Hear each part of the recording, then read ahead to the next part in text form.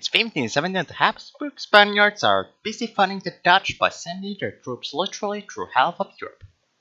Meanwhile, the French are too busy having an identity crisis of religion to stop their eternal Habsburg rivals. It is in this year that the protagonist of our story, Jan Janszoon, is born in Haarlem, Netherlands. As the 80 Years' War raged between the Dutch rebels and the Spanish, Jan Janszoon would grow to be a man while marrying in 1595 and having 2 children. However, a life of staying in one place with his wife and children didn't seem to be the most ideal for Janszoon, as in 1600 he would take up the career of privateering for the Dutch. As a privateer, he conducted official piracy under the Dutch government's employment through letters of marque against its enemies, which owing to the 80 Years' War would mainly be the Spanish. It would seem that harassing Spanish shipping wasn't enough for him, as he would overstep the boundaries of the official Dutch letters. Sailing to the Barbary coast of North Africa, he would attack ships of every state under different flags. He would fly a Dutch flag while attacking Spanish ships, while against other countries' ships he would fly the flag of the Ottomans or of any other principality located along the Mediterranean coast.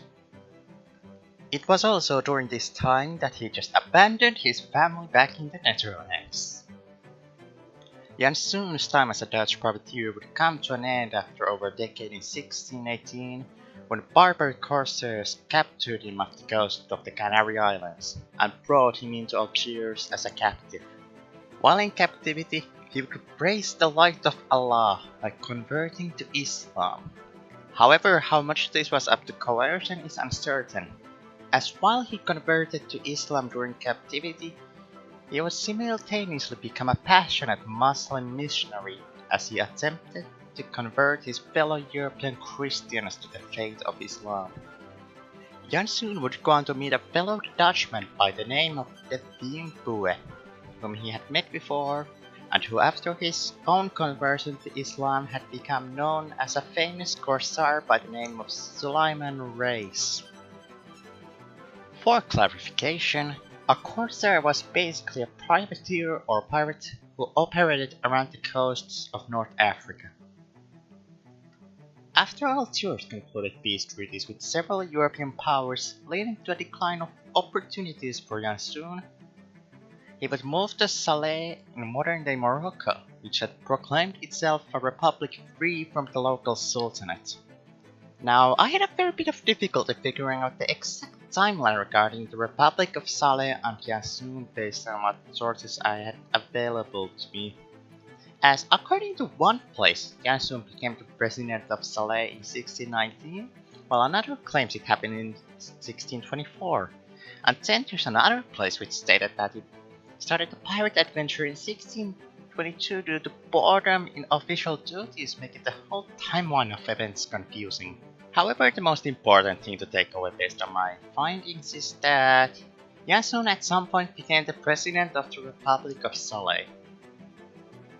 Very fittingly for Janszoon, he would quite quickly grow bored of his official duties as the president of Salé, and in 1622 he would decide to sail into the English Channel with the sole purpose of trying his luck there. However, once his fleet of 2 ships began to run low on supplies, he sailed to the Dutch port of Veer flying the Moroccan flag, claiming the diplomatic privileges from his official role as the Admiral of Morocco, which was a very loose term in the environments of North African politics at the time. The Dutch authorities could not deny Janszoon access to the port owing to several treaties between the Dutch and the Moroccans, and they could only attempt to have Janszoon's first wife and children attempt to persuade him to abandon piracy. Janszoon couldn't care less about what his wife and children, whom he had abandoned, had to say, and on top of that he would leave the port with many Dutch volunteers who had joined him in spite of a Dutch prohibition on piracy. Additionally, towards the end of 1627, Janszoon would move his operations back to Algiers due to worsening political climate back in Salé. Also, it is interesting to note that during his time in Morocco or Saleh, Janszoon worked to secure the release of Dutch captives and stop their sale to slavery, which shows that he was still a Dutchman in his heart. You know, I'm starting to think that this man just doesn't enjoy staying in one place very much. The most famous part of Janszoon's career in piracy would begin in 1627, with him sailing to the Bristol Channel and capturing the island of Lundy. He would hold the island for the next 5 years while he used it as a base for raiding expeditions. Not long after capturing the island, he would have a captured Danish crewman guide him to Iceland, where he would raid the fishing village of Grindavik. Right after his successful raid, he would attempt to raid the seat of the Danish governor of the island Peshastoir.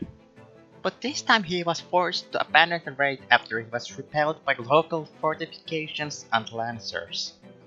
After a fairly unsuccessful raiding voyage, Janszoon would use a captive Roman Catholic by the name of John Hackett to find a profitable raiding location, and this man would guide him to the small Protestant town of Baltimore in Ireland.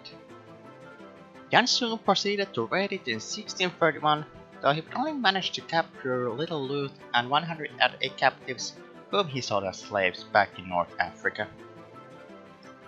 Additionally to his raids in Britain and Iceland, Janszoon would also raid across the Mediterranean Sea, with him raiding the Balearic Islands, Corsica, Sardinia, and southern Sicily, while sailing the Ionian Sea and fighting the Venetians near the coast of Crete and Cyprus. Janszoon would also in 1631, during a stay in Algiers, contribute to the establishment of the Franco-Moroccan Treaty of 1631 through his knowledge of multiple languages. Janszoon's career in piracy would come to an end in 1635, when he was captured near the Tunisian coast by a surprise attack by the Knights of Malta.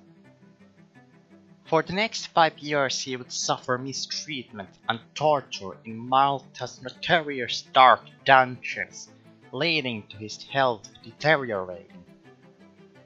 However, in 1640 he would manage to escape when the ruler of Tunis launched a carefully planned massive corsair attack against the fortress to free fellow sailors and corsairs. He was greatly honored and praised upon his return to Morocco the same year, and he was appointed as the governor of the great fortress of Oa Lydia.